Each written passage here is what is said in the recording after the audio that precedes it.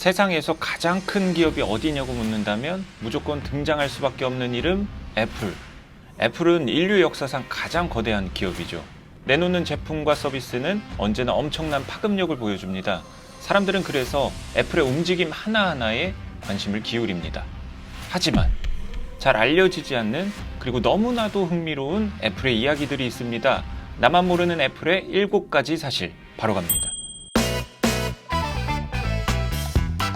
미국 정부보다 돈 많은 애플. 애플의 현금과 현금성 자산, 단기 및 장기 유가증권을 모두 합하면 1927억 달러에 이릅니다. 우리나라 돈으로 약 250조 원. 이게 얼마나 많은지 사실 가늠도 안 되는 금액인데요. 하지만 미국 정부가 장부상 보유한 현금은 대략 700억 달러에서 800억 달러죠. 애플이 들고 있는 돈이 훨씬 많은 셈입니다. 물론 미국 정부는 무한정으로 돈을 찍어낼 파워를 가지고 있습니다. 애플의 첫 컴퓨터 가격은 666.66달러. 1976년에 등장한 애플1의 가격은 666.66달러였습니다. 당시 기준으로는 엄청난 가격이라 할 수 있겠죠. 그런데 숫자가 굉장히 독특합니다. 666. 이 6이 반복된 것 때문에 음모론도 나왔죠. 666은 짐승의 숫자로 불리며 일부 사람들이 부정적으로 보고 있기 때문입니다. 그러나 스티브 워즈니악은 단순히 숫자를 반복하는 걸 좋아했을 뿐이라고 밝혔었죠. 애플의 첫 로고에 등장한 아이작 뉴턴. 애플 로고를 모르는 사람은 아마 없을 겁니다. 바로 요거죠. 그런데 가장 첫 로고를 알고 있는 사람은 드물죠.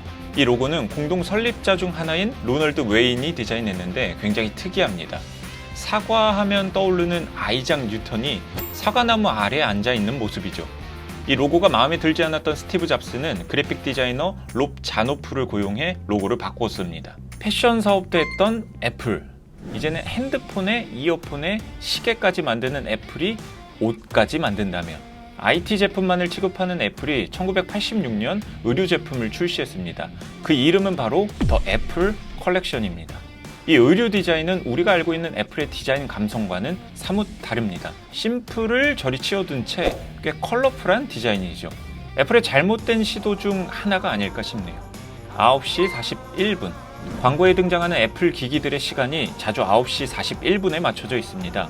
원래 애플 광고에 사용됐던 시간은 스티브 잡스가 2007년 첫 아이폰을 공개한 9시 42분이었죠. 그리고 2010년 첫 아이패드가 출시되었을 때 그 시간은 9시 41분으로 바뀌었습니다. 왜 이 시간일까요? 큰 이유는 없습니다. 신제품 공개가 대부분 기조연설의 40분경에 일어나기 때문이라고 합니다. 기조연설은 대개 오전 9시에 시작되고요. 세상에 없을 뻔한 아이팟. 아이팟은 애플의 대표적인 히트작이죠. 그런데 이 제품이 세상에 나오지 못할 뻔했습니다. 아이팟을 발명한 토니 파델은 처음에 자신의 아이디어를 필립스에 들고 갔습니다. 그러나 필립스는 거절했죠. 이후 애플은 그의 아이디어에서 가능성을 봤습니다. 애플은 2001년 아이팟을 만들기 위한 팀을 이끌 사람으로 토니 파델을 고용하게 됐죠. 애플을 2번이나 고소한 칼 세이건. 세계에서 가장 대중적으로 사랑을 받는 천문학자는 바로 칼 세이건이죠. 그런 그가 애플을 2번이나 고소했었습니다. 사태는 애플의 엔지니어들이 개발 중이던 매킨토시 컴퓨터에 칼 세이건이라는 코드네임을 붙인 데서 시작됐습니다.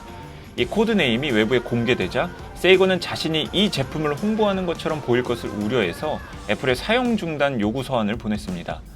이후 애플 엔지니어들은 코드네임을 꽉 막힌 천문학자의 약자인 DHA로 바꿨습니다.